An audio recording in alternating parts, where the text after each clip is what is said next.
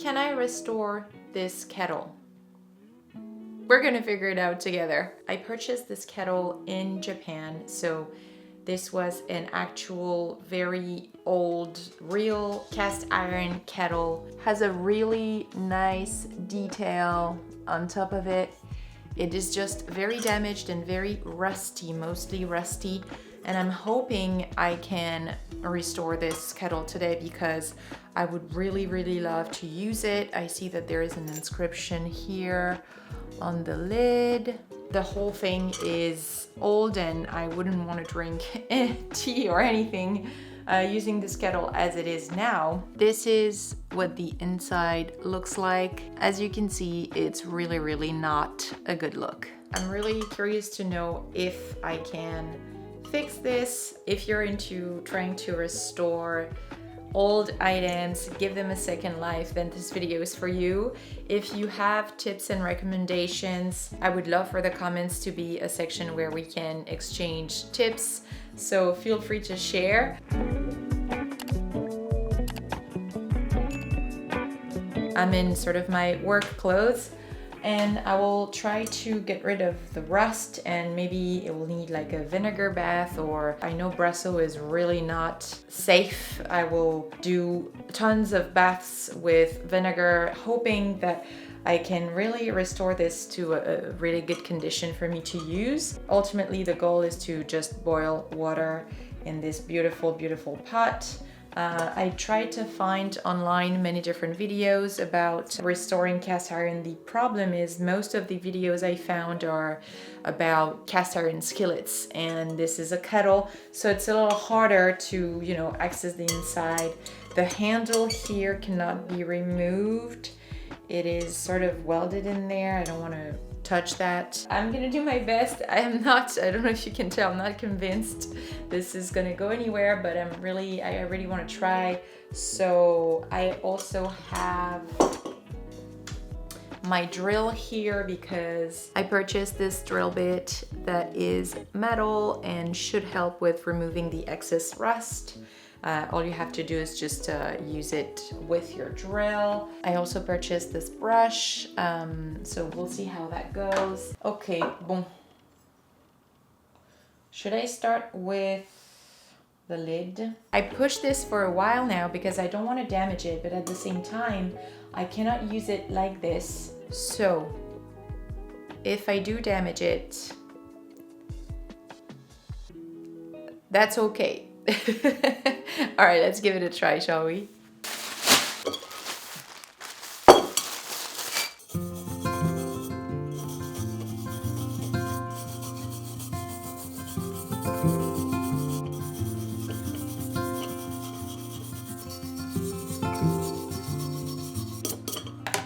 I don't know if you can tell, but this is working nicely.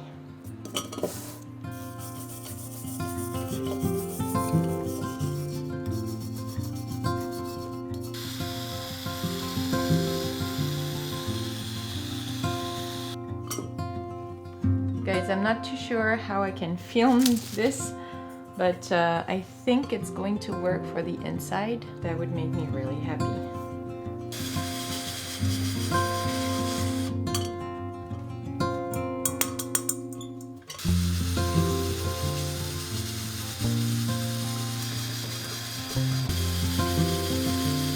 I still have a little bit of rust that is really hard to reach, but this is looking promising.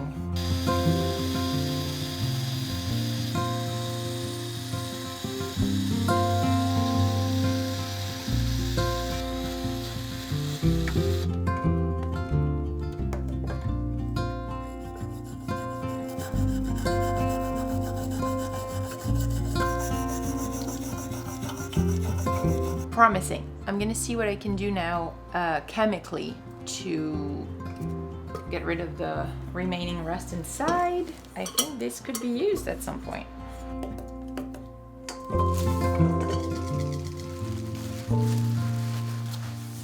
So now I'm going to add some white vinegar and water and let it soak for an hour.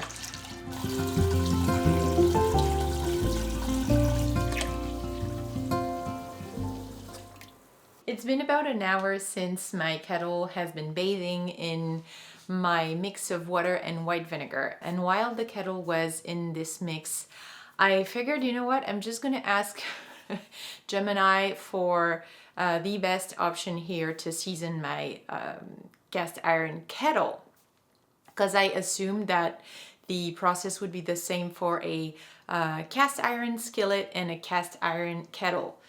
Guess what? Not at all. I'm so glad I checked, and in retrospect it is so obvious. So I'm gonna share with you my finds. For the skillet, you're going to cook, so using oil makes a lot of sense. The food and ingredients in your skillet will just be cooked using oil anyways. But obviously for a kettle, you absolutely do not want to use oil, especially on the inside. It's going to be a different reaction and chemical reaction in sealing using tea.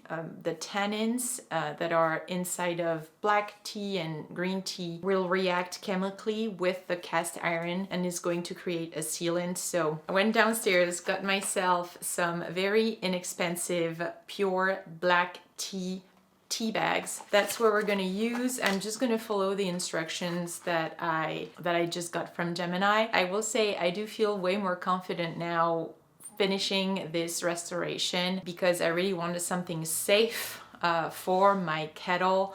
And obviously using Bresso was not a good idea. I just, this was a desperate move basically. I remember trying to restore this kettle a while back and it actually came back worse than when I first got the kettle. When you take out the cast iron from a white vinegar water bath, it'll actually rust very quickly even more if you don't dry it properly and if you don't season it right after.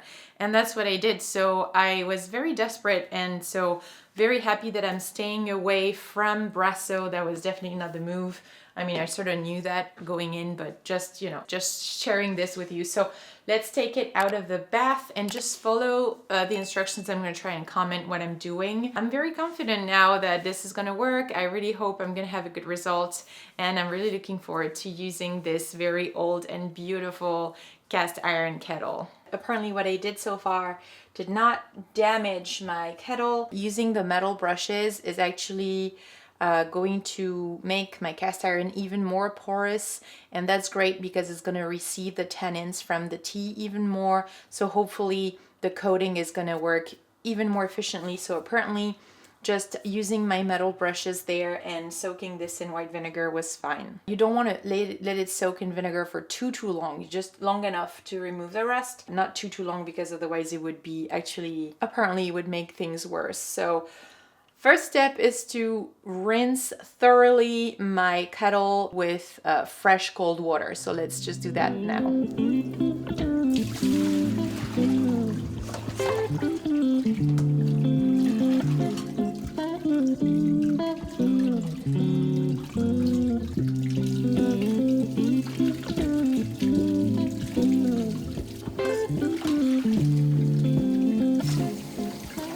Make sure that I remove all of the vinegar.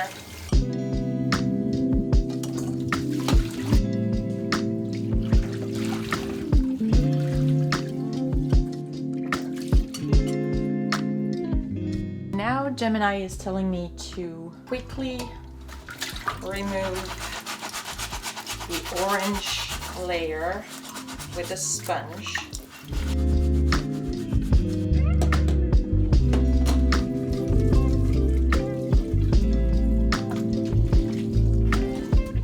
Says hand dry the kettle completely with a towel, then set it on a stove burner on low heat for 2 to 3 minutes to drive out any hidden moisture, and then start the tea treatment. Okay, you want to use a towel you don't really care about, which is the case here. Doing the lid. Still rusty, but I think the bath is gonna help. I can see that this area is still moist because it's definitely hard to hand dry. The inside, I want to make sure it's all completely dry before I add on the water and start the treatment. Oh, There was a lot of moisture under the lid, and I don't know that we want that, so let's do this. Okay, it looks pretty dry now. Yeah, inside and out pretty much.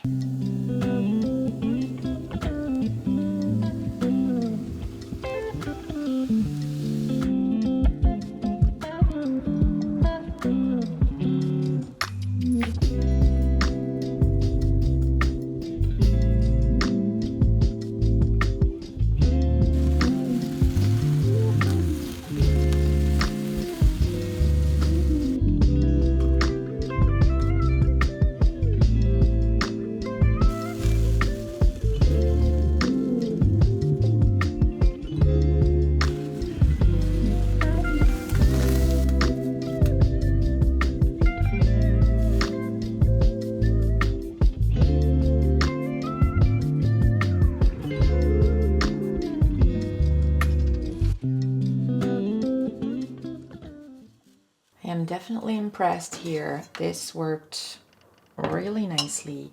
I can still see some spots on the outside that I would like to just make darker. The inside still has all of the black tea in it. I'm gonna discard this, just keep a little bit to recoat the outside. So let's just boil a few rounds of water until the water runs clear and odorless.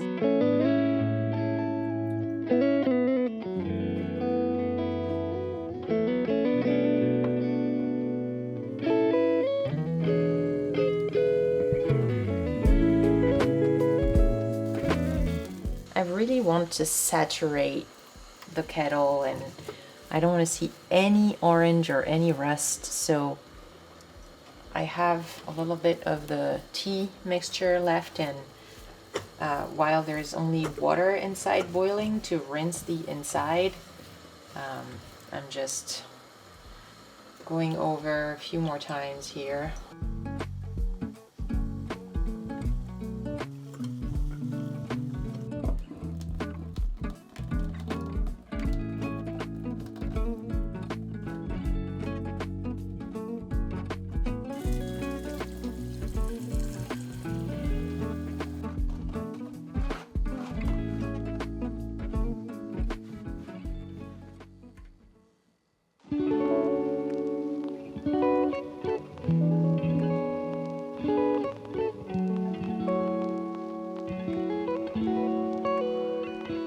This is like so much better than what I started with.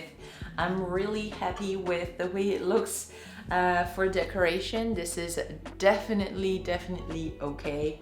And if I wanted to use it to actually boil water and drink tea, I think I will do another round because there is a little bit of rust remaining on the inside. Very small amount compared to what I started with. So this is really encouraging, and to really try and get rid of that remaining rusty spot inside, I can try one of two methods. I can try the temperature shock method, where you heat the kettle empty and it gets really hot, and you pour very quickly a very cold glass of water inside, and that will help the metal shift and crack the rust that is remaining inside. And so then you can use like a spoon or something wooden to remove the cracked layers of rust. And the other method would be to use some baking soda, but you would have to rub it in, and it's gonna get a little more messy. So the temperature shock method might be more dangerous, or just I have to be maybe a little bit more careful, but I feel would work a little better for my case here. I am so pleased with how it looks. I mean, this is what I imagined a kettle would look like. It's a very deep shade of charcoal. Very nice. I might have ruined one or two rags there, but that's totally fine. I'll just clean them thoroughly, and if they don't come out clean, that's fine. I'm okay with that. It's part of the process. I want to make sure it's not gonna rust on me again. So after you're done boiling water, when it's still very hot, you have to empty the pot completely and you have to let it dry thanks to the heat of the metal itself. You might want to put it back on the stove for 1-2 minutes empty to make sure it's completely dry, and that will ensure that this cast iron kettle will not rust on you if there is a little bit of moisture left or a little bit of water left. If you were to just pat hand dry this, it will get rusty again. So I would say perhaps the lid halfway on, so everything is just gets dry or next to the kettle. But this was a little bit more of an experimental video. I've never restored a cast iron before, so I'm definitely not an expert in that field. This was just for funsies and experimentation, and so I hope it encourages you to maybe rediscover a very old and damaged and rusty item in your space and maybe take care of it as well, so you give it a second life. I post every Wednesday and Sunday, so I hope I get to see you in my next video. Make sure to subscribe and I will see you then. Bye guys.